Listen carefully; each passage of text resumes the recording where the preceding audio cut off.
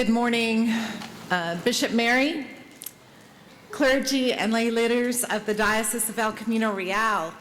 It is a great pleasure to be with you today for your 39th convention. It's strange to realize that my husband Bob and I arrived in this diocese less than a month ago with our 2 trucks, our 2 cars loaded, and 2 very bewildered dogs. I especially want to thank the diocesan staff for their warm welcome and the many ways in which they have extended themselves to help me to get to know them and what their lives and their passions are. They are truly a gifted and committed group of people who are dedicated both personally and professionally to God's ministry and mission in this diocese. And they are dedicated to providing resource and expertise so that you may serve in the many ways that are yours in your places. It is such a privilege to be with Bishop Mary during this time of transition. I think we're all participating in and bearing witness to something that is seldom seen, if ever, in this way. Bishop Mary and I are, as I like to say, doing this graceful dance of transition, meeting each other, talking, listening, taking some reflective time, and then re-engaging as we share ideas and experiences. And I would have to admit that there have been quizzical moments, followed by a lot of amusement and downright raucous laughter.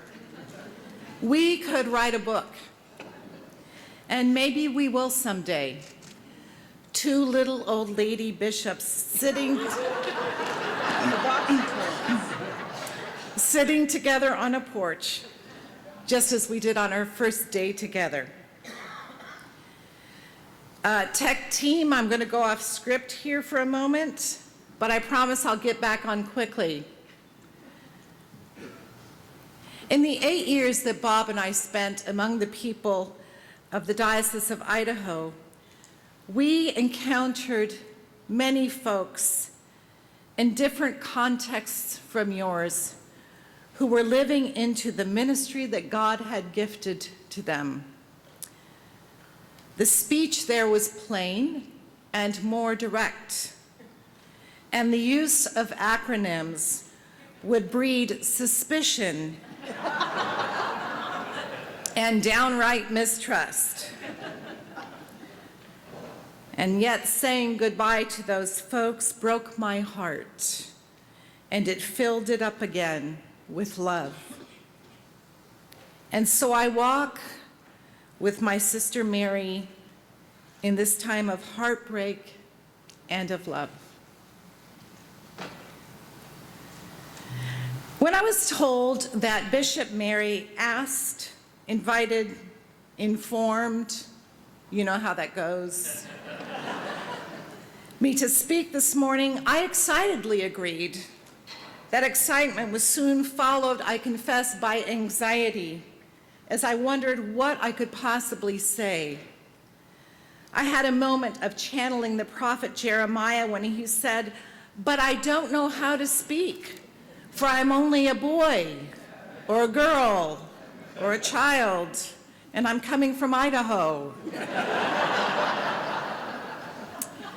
The tech team for this convention had to wait as I sorted this out, so I owe them a debt of gratitude for their patience. And then I encountered you.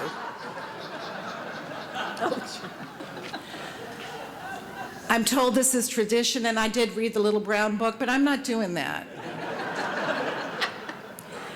In these past 3 weeks, I have met you officially on the beach in Monterey, at St. Dunstan's Carmel, San Pablo Seaside, St. Andrew's Saratoga, St. Jude's Cupertino, St. James Paso Robles, St. Luke's Atascadero, and unofficially with parish pop-ins at St. John's Aptos, Calvary Santa Cruz, and St. James Monterey. In these encounters, I am beginning to hear your stories and know who you are. In our conversations, I begin to see the unfolding of this new part of our journey together as I also increase my understanding of the path that you have walked with Bishop Mary. The time of this shared episcopate that you have had with Bishop Mary is legendary. With her, you have grown in trust, increased in love, and embraced grace as a way of being. This has enabled you to learn and function ever better as disciples of Jesus. As I reviewed some of your past initiatives and past convention titles and themes, I could see that as this episcopate has developed in these deeper understanding of solid discipleship, you have also paved the way for the next part of our journey and our shared episcopate. Thus our theme, a call to pilgrimage. For this is the next part of the journey for the 21st century church. And we here in the Diocese of El Camino Real are ready.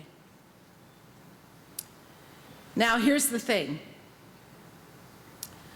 I think everybody has written a book about pilgrimage. Just for fun, I Googled it, and there are volumes written going way, way back. And as with a term that has been widely used, the meaning of the word pilgrim or pilgrimage has become co-opted and sometimes used for practices that aren't about walking the way of love.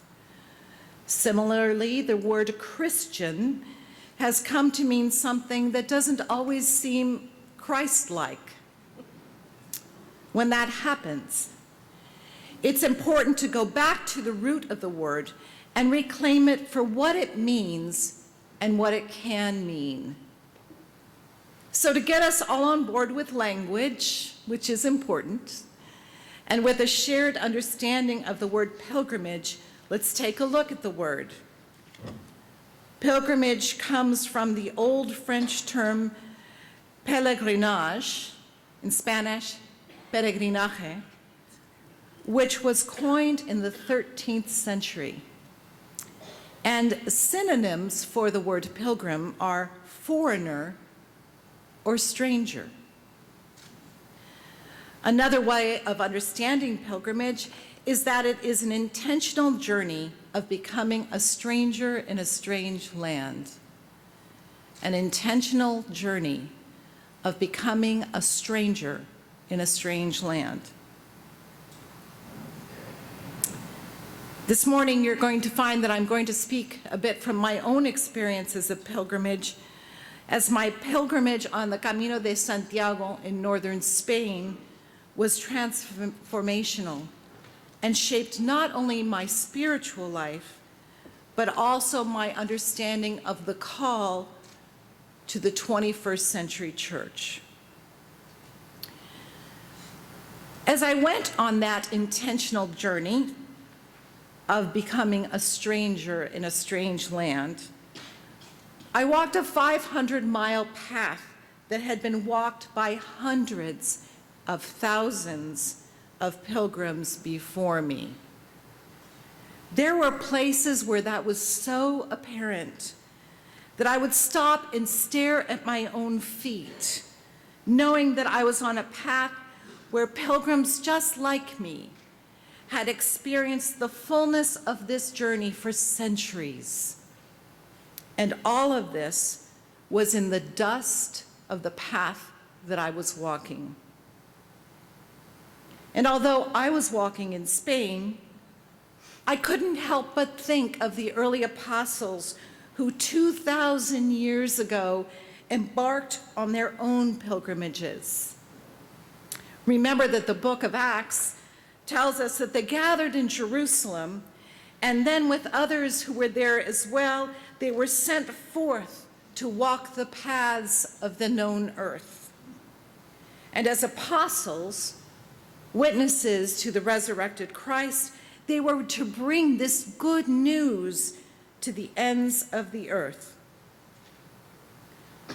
These apostles became strangers in a strange land, walking among those they did not know but would soon know, learning and listening as they spread the good news. The hagiographies, or stories of saints, tell us that Thomas went to what is now India. Mary Magdalene, we hear, went to England. James showed up in Spain, and so on. Our shared episcopate, the one that we will begin on January 11th, is this next part of the journey, the call to apostleship through a journey of pilgrimage. Now, just as an aside, the episcopate in our church comes down to the bishop through what we call apostolic succession. The laying on of hands by the consecrating bishops ensures that the line traces back all the way to the original apostles. And each bishop has their own number in that line of succession. When Bishop Mary and others lay their hands on me on all of our behalfs, that number that I am given is the number of our shared episcopate, if you will. But back to the matter at hand. A call to pilgrimage is a call to embark on a journey, one that has been studied by many, as we said. In order to answer this call and begin our journey, we need to prepare a bit. There are many pilgrimages in the world. Amber Sturgis is going to be leading one to England next year. And I'm only talking about one of the many. Before I began the Camino, I did what you have already begun to do here in ECR. I prepared. For my pilgrimage, I read 13 books on the Camino. I carefully tested and bought the right boots and socks. Very important. The right backpack, the right walking sticks, and the right clothing. I was set. Yet there were lessons that I learned beyond that basic preparation that can inform the way that we, as a diocese, engage our pilgrimage experience. In order to enter this conversation, let's go to a pilgrimage scripture that's found, pilgrimage experience that's found in Scripture. On your tables, you will find papers that have a brief lectio. So pass those around. And I've asked Carol Hall to come and read the first time through. Let's give it a moment, Carol.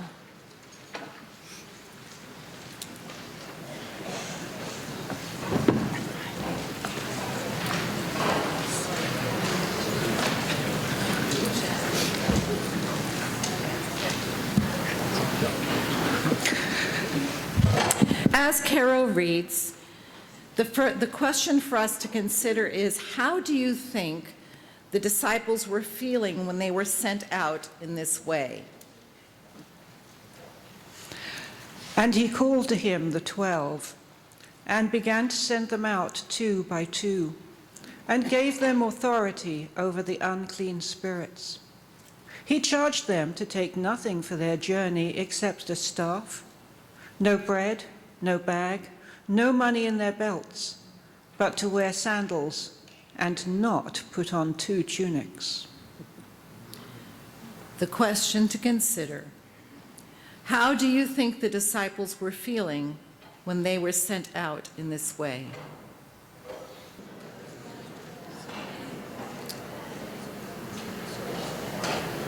Now, I don't know about you, but when I read this account, it strikes me that this moment is a training ground for the disciples, isn't it? It's an experiment. We know what comes later after the resurrection of Jesus is that Pentecost experience that we discussed earlier. Then, as disciples, in this very early expression of the Jesus movement, these men and women stepped out into pilgrimage. It seems to me that they probably remembered this earlier training ground, but now it's so much more than a training ground. It's the real thing. The first lesson, then, is that of traveling light when one is on pilgrimage, and how this plays out in their apostleship serves as a guide for us. When we think of the 21st century church as one embarked on pilgrimage, we need to consider what it looks like to travel light. A way for us here to think about this is to remember that the structures that we have in place in our institutions we call church exist for the purpose of supporting God's mission and ministry. This would include our buildings, our land, our committees, our budgets, our bylaws, our canons, etc. What I appreciate about this convention and about this diocese is the resolution that comes forward to reevaluate our committee structures on a regular cycle to ensure that they continue to meet the changing needs of the ministry and mission for which they are intended. It's also an important process to reevaluate our structures on the parish levels. Think of all the structures that you have in place where you are serving, and take an honest look at how they support God's ministry and mission in your context.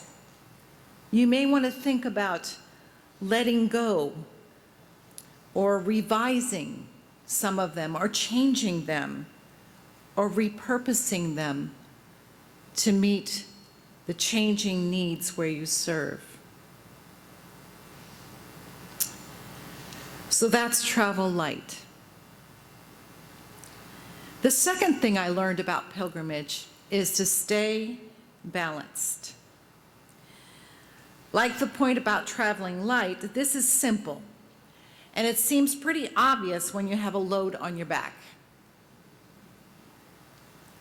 So I was about 10 days into the pilgrimage of Santiago when I awakened one morning to find that my back had gone out. Yeah, there's a lot of you that can relate to that. So I crawled around on the floor, wondering how I could possibly continue. With the help of my patient husband and a solid pair of walking sticks, I was eventually able to get up on my feet and walk 10 kilometers, which was an incredibly short day on a pilgrimage, where the average would be between 25 and 35 kilometers a day. So late in the afternoon, Bob and I arrived at an albergue, which is a pilgrim inn. And after I cautiously made my way to my bunk bed, the innkeeper came and sat down my bed. "Peregrina," he said, "pilgrim, you are carrying too much weight and you are out of balance." Of course, I thought, I need to get rid of some things. No, he said, it's more than just your backpack. You are out of balance. When I looked at my backpack, it was true. It was out of balance. You can't carry your water, your apple, your cheese, and your bread all on one side of your pack and just a few articles of clothing on the other. You end up walking with a tilt. But this innkeeper was also talking about me. And he didn't even know me. It was a lesson I took to heart. So yes, I did throw a few more things out, in particular my unnecessary mascara. It's a hard thing to do, isn't it, Bishop Mary?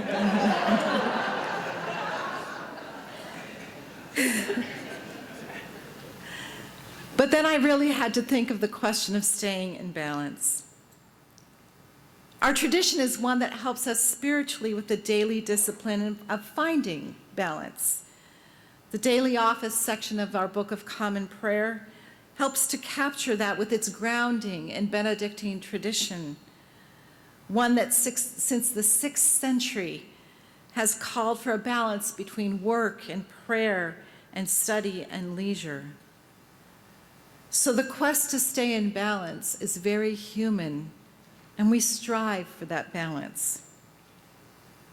And our life and mission and ministry is a call for that balance. So too, a church that is a church of pilgrimage needs to embrace balance and pursue balance in a broader way.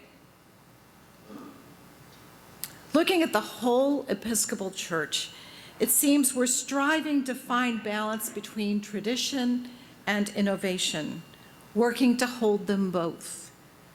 Nowhere does this play out more than in liturgy. We have a fantastic and beautiful, awesome tradition for worship. And at the same time, our rubrics in our history allow us room for exploration and new ways of worship, something that is so very important in this changing world and our increasingly diverse settings. Our understanding of mission is another way. It's a sensitive area in which we strive for balance. The historical view of mission in the church, and I do mean capital C church, was guided by people like our grandmothers and grandfathers. Their world was different, and their worldview shaped their understanding of mission. Yet now, today, we're gaining a view from the perspective of pilgrimage.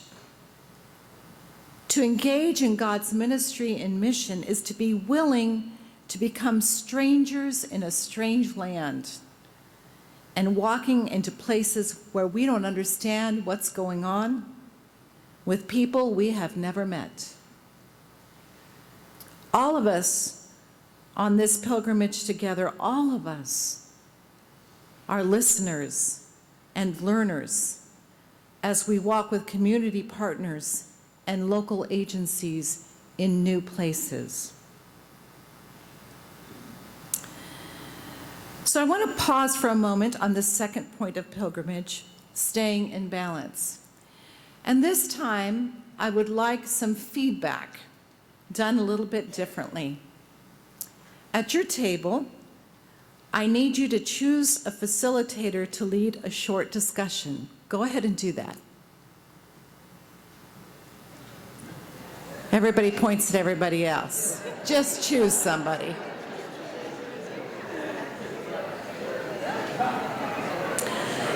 Once you have a facilitator, would you raise your hand at your table so I can see where we are? This is not rocket science. We can do this. We can do rocket science too, though. Then, thank you. Now, I would like someone from each table to volunteer to be the scribe for the table. Would you raise your hands? Scribe. Your writing just has to be legible. If you're a scribe, would you raise your hand? Good. All right. Now, at lunchtime, what I will have you ask that you do is take the paper that the scribe has written on, which is it's on the back of your lectio, one paper from each table to be handed to either Canon Brian or Canon Jesus, the Blues Brothers, so that we can gain insight from what you've said. So here's the question we're going to consider. In the past year, in what way have you and your congregations worked to balance tradition and innovation?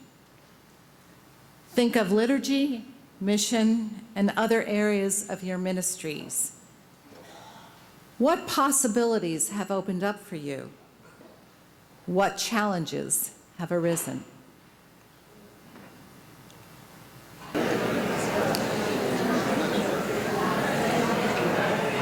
Let's continue exploring this call to pilgrimage. Scribes, please remember that at lunch it would be good if you would give those notes to Canons Brian and Jesus. So we've talked about traveling light and staying in balance. The third part of today's conversation is about having the courage to be lost. When I said the word lost, what was your reaction? Did your heart rate increase? Some may have felt anxious. Some may have felt a sense of eagerness or even anticipation. I would say that the 21st century Episcopal Church probably doesn't want to talk much about being lost, but the church has changed. And in this room, we all know that. People do different things on Sunday mornings. Some are very busy. Some may be disillusioned with church. Many have little or no exposure to it in the ways in which we did things. And they worked for my parents about 60 years ago.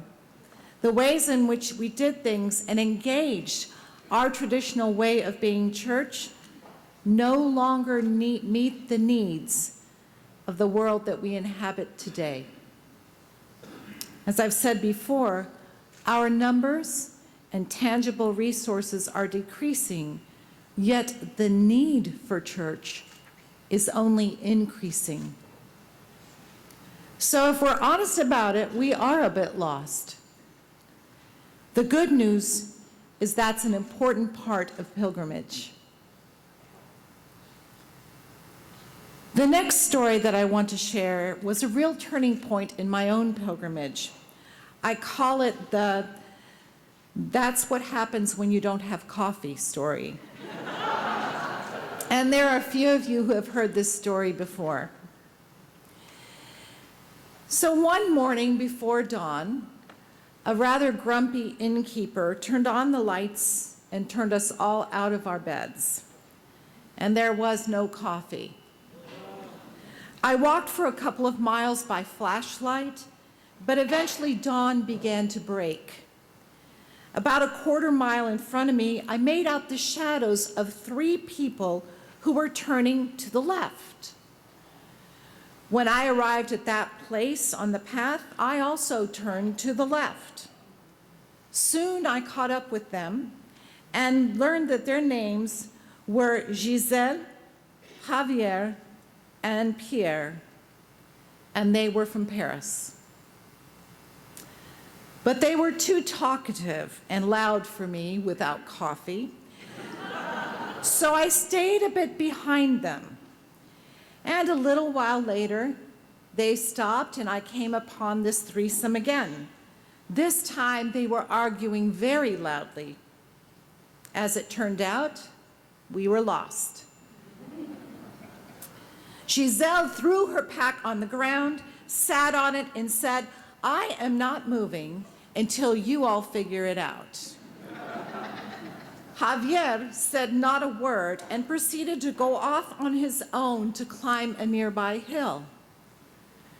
Pierre muttered to himself and rummaged through his backpack, and pretty soon he pulled out a really large map, which he turned this way and that before pointing to the landscape that was around us and insisted, "That is wrong."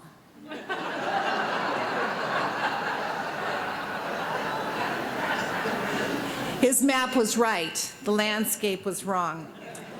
So just to check in real quickly, tell me, who in the story did you relate to? How many of you would identify with Giselle? Okay. How many were like Javier, who climbs the hill? All right. What about Pierre, who looked at the map? What about some sort of a combination of the three? Yeah. Well, in the story of Giselle and Javier and Pierre, I have found the basic challenge of being a church of pilgrimage. Being lost is not something we necessarily always embrace with grace. Sometimes we are the person who sits and won't budge. At times we may go off on our own, even leave for a time, because it's not the church that we knew.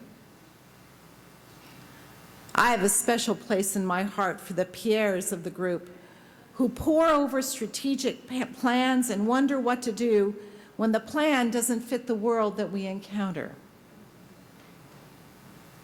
Yes, being lost for many is the hardest part about the call to pilgrimage. Yet it is an amazingly fruitful time, a time of trusting in God and learning more about our faith and discovering new ways of being leaders. Giselle stopped, Javier explored, Pierre consulted what was known. And then they reconnected, and they kept moving on their pilgrimage. They didn't turn around and go back. They had the courage to move forward even though they were lost. A call to pilgrimage is a call to walk in faith. Like the apostles before us, we travel light, we stay in balance, and we have the courage to be lost. A call to pilgrimage is a call to the next part of our journey in the Episcopal Diocese of El Camino Real. Well prepared, we are ready to set forth on the shared episcopae, marveling at the rich mission field that is entrusted to us and wondering about the new possibilities. The journey promises to challenge each of us individually. It promises to challenge our communities and our entire diocese. And this pilgrimage is our call to travel light, stay in balance, and have the courage to be lost. May God bless our every step and our every encounter as strangers in this strange and wonderful, wonderful land.